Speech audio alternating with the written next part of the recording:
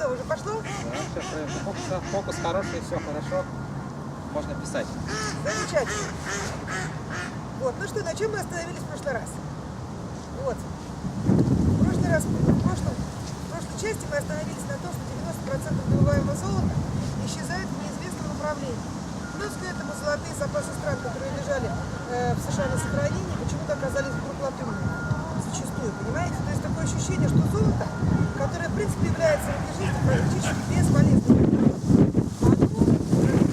возвращается. Я поверьте мне, а почему-то нет. Вот, то наши хранители, что называется, и наши управляющие, они ждут прибытия в своей любимой планеты Нибиру, у которой золотой купол истощается и которой необходимо пополнение. Раз она приходит 3600 лет, один раз, то мне вчера пришла интересная одна мысль. Я вот так вот взяла, открыла просто тупо Википедию, в которой, правда, зачастую наши американские с вами друзья, которые скрывают, которые под влиянием англосаксов и английской вот этой вот колониальной системы занимаются искажением нашей истории. Вот они, я открыла их Википедию, где уже получается, в соответствии с которой наша Атлантида затонула 9,5 тысяч лет назад, а не 13 тысяч лет назад, как нам рассказывали, когда я училась в школе. Вот, но я нашла время взрыва вулкана на Санторини, который погубил Кремниевскую цивилизацию. Это был 1628 год до нашей эры.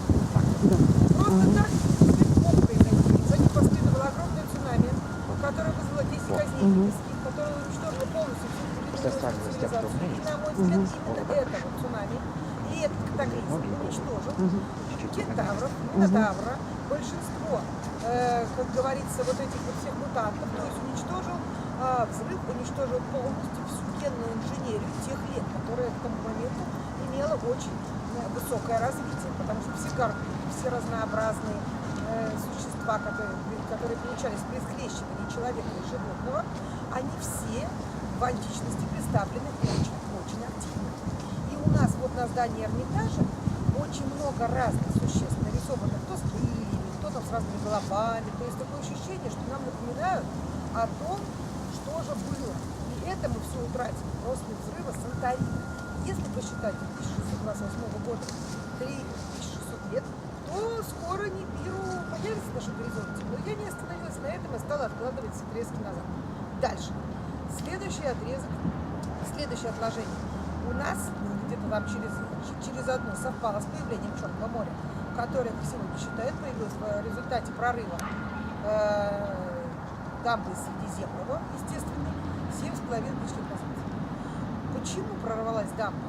Понимаете, вот я возвращаюсь к всемирной истории. Есть такой загадочный город Мачу-Пикчу, и рядом с ним озеро Титикака. Этот город находится высоко в горах, на высоте до 4000 метров. Ну, мало того, что как он построен, это отдельная загадка, об этом тоже очень многие ученые размышляют, рассказывают, что называется та знаменитая полигональная кладка, когда камни без раствора цепляются буквально друг за друга, она имеет вот как бы самое яркое проявление именно Мачу-Пикчу. Но соленое озеро высоко в горах, высокогорье, огромнейшее, плюс к этому отложение ракушечника, то есть свидетельство того, что там был океан на высоте 4000 метров, это что такое? Это огромное гравитационное изменение в нашей планете. Если посчитать, что планета Нибиру ведет за собой изменение нашего гравитационного поля, потому что если огромное небесное тело подлетает к вам, то у вас, соответственно, сразу же получается другое тяготение вверх. Но вот если взять, Нибиру могла прилететь и тогда, 7,5 тысяч лет назад, примерно в тех. Ну, я не верю полностью в эти, как я вам сказала, там они уже по поводу Атлантиды немножко меняют датировку. Вот, что неудивительно. Нибиру могла каждый раз прилетать и в момент возникновения Черного моря, и на момент скопления Атлантиды. Вот. И каждый раз менять просто гравитацию Земли, вызывая тем самым цунами, извержения, землетрясения, провоцируя всемирный поток, который случался у нас неоднократно. Вот, значит, таким вот образом, меняя нам рельеф и отбрасывая нашу цивилизацию очень далеко назад. То есть шло уничтожение людей, шло уничтожение, ну, конечно, не произвольно, вот, но шло уничтожение животных, шло уничтожение тех знаний. И, естественно, Хорошо, теряем практически все наработки нашей цивилизации, которые вот за 3600 лет мы, что называется, добываем. Вот. При этом, ну, если все, конечно, эту планету ждут, но если посмотрите датировку Санторина, вы посмотрите, когда у нас произошла гибель Минойской и всей античной цивилизации, и вот оттуда 3600 лет, и отложите. Вот вам и будет, что называется, новый момент, когда мы будем ждать космическую, что называется, кость, которая несет за собой смерть, может быть, даже не производная. Но мы уже Ануннаки, но тем людям тоже надо жить. Им необходима наша зона. Они летают по Вселенной, собираются с вами на планете. А наши сейчас как раз не ходят. Почему?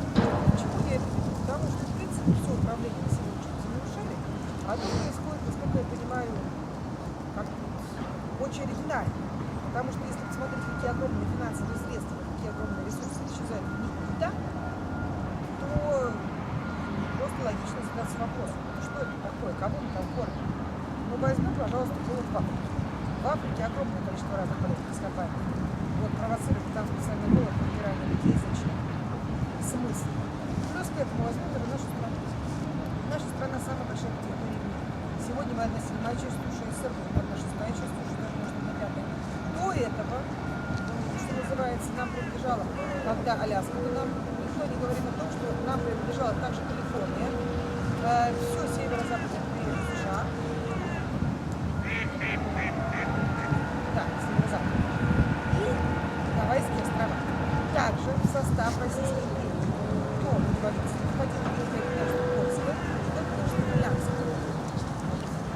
Значит, и вся эта огромная территория, она является потенциально изначально нашей страной. Но к этому вернемся чуть позже. Сейчас мы говорим о ресурсах.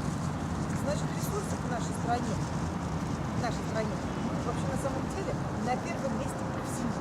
По строевому лесу, по нефти, по газу, по алмазам, по золоту. Вот, ну, добывают алмазы. Вот Сван добывают зачастую больше, чем мы.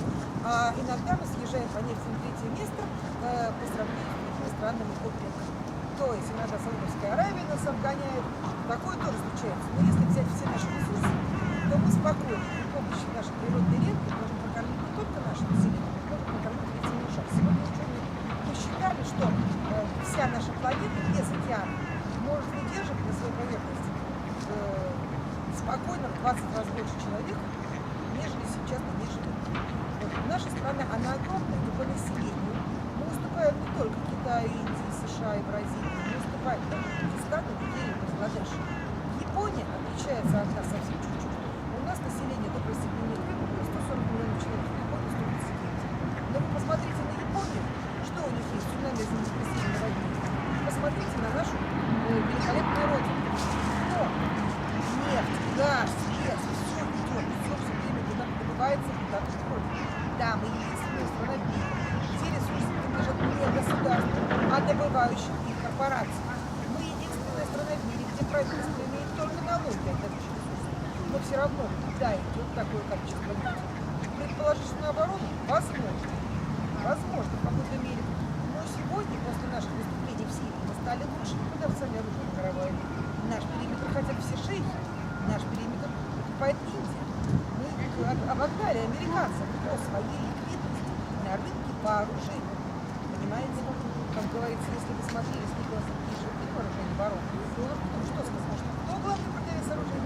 Президент Соединенных Штатов. Сегодня наша страна, я думаю, что это да, ну, что называется, аспектив. Может, да, у них намного лучше с флотом, потому что мы говорим о крейсере. Ну зачем тебе эти крейсеры, если они не успели уйти даже с Гаври? И зачем тебе самое новое вооружение, а наши ракеты Сатана, Чебоян, когда я мне рассказывала, Сатаны, помимо тех характеристик, которые официально написано, есть интересная особенность. Она может, во-первых, идти на своих нескольких высот километров, может уходить в сторону Смиру, она может долететь с 15 минут, а может быть сутки. Она может пойти на нужную цель через Антарктиду. Понимаете, может пойти через Северный полюс, может направо-налево. У нее есть точка вылета, точка прилета. А как она будет гулять, это личное дело. То есть тут даже те люди, кто ее конструирует, те, кто ее запускают, они не знают, по какой самое оригинальное, что все наше вооружение, по крайней мере, в 2006 году, когда я была на Байконуре, мне рассказывали, что у нас много этих ракет, у нас много ракетных шахт, но все наше вооружение рассчитано в случае ядерной войны на автоматический вылет и автоматический удар по США.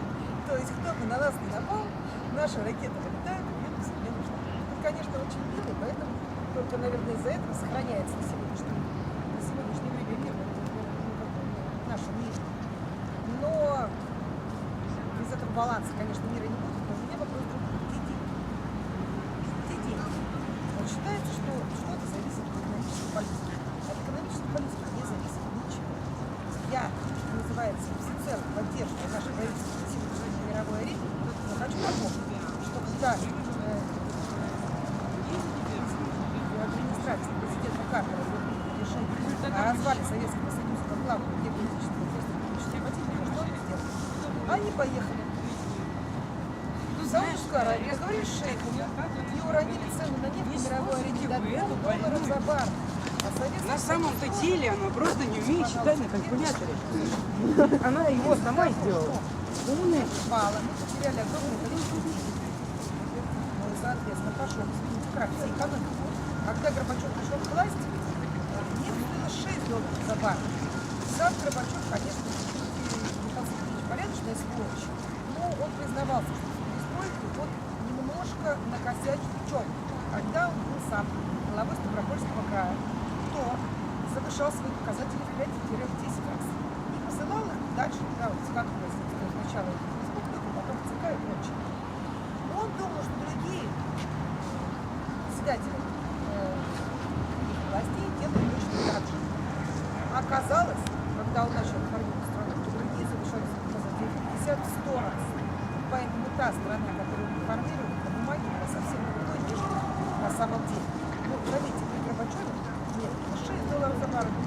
При Ельцине к концу управления 15. В 2000 году до его президентского года к маю нефть стала $104 за баррель.